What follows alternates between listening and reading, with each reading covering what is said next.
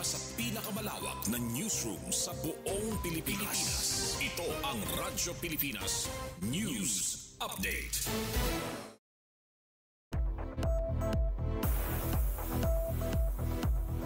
Philippine Standard Time, 3:57 p.m. Maupay nga kulop sa iyong tanan, asya ini mga balita yan na nga oras. Coast Guard dagmit nga rumisponde sa insidente san banggaay san duha nga barko sa Calbayog Port. Detalye san sini nga balita pamatian naton matikang kan Charmaine Perito. Radyo Pilipinas report. Dagmit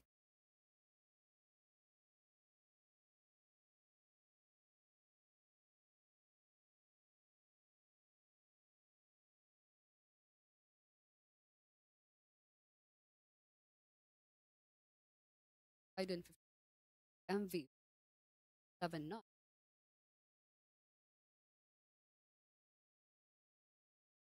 Good. The Philippines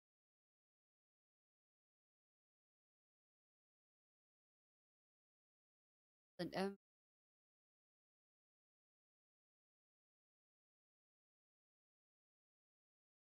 and M Biden 50 Takad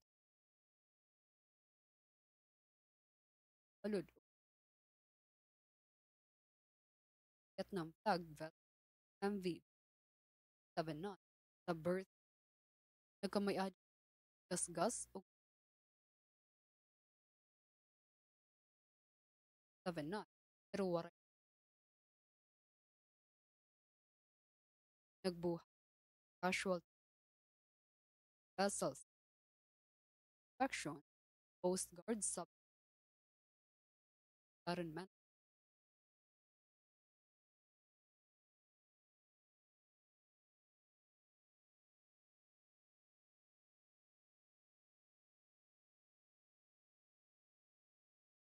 and robot parks and kasarabutay and duha babato no Biden 50 anyos tapod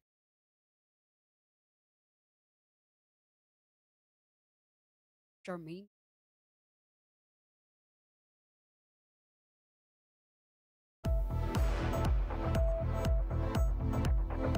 Para sa aton katapusan nga balita, Rural Health Unit san bungto san Gandara padayonan pagdara san dekalidad nga serbisyo panlawas sa mga komunidad.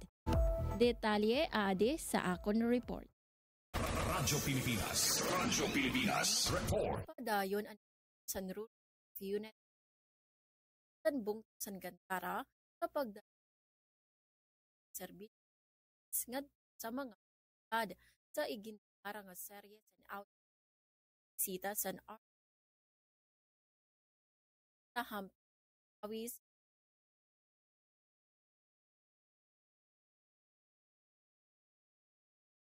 drug administration paghatag sa fully nga samtang sa screening para sa resulta disaster risk labi na sa kabat kapakit san sining aplikasyon san para edad o serbisyo ay sa mas malibsog nga edad para sa bag Suzette Preto, Radyo Pilipinas, Radyo Calbayog. Asya doon kabugusan san mga balita yan na nga oras. Padayon kamo pamati sa DYOG Radyo Pilipinas, Radyo Publiko Calbayog para sa mga news updates. Ini si Suzette Pretencio para sa Radyo Pilipinas, Radyo Publiko. Mula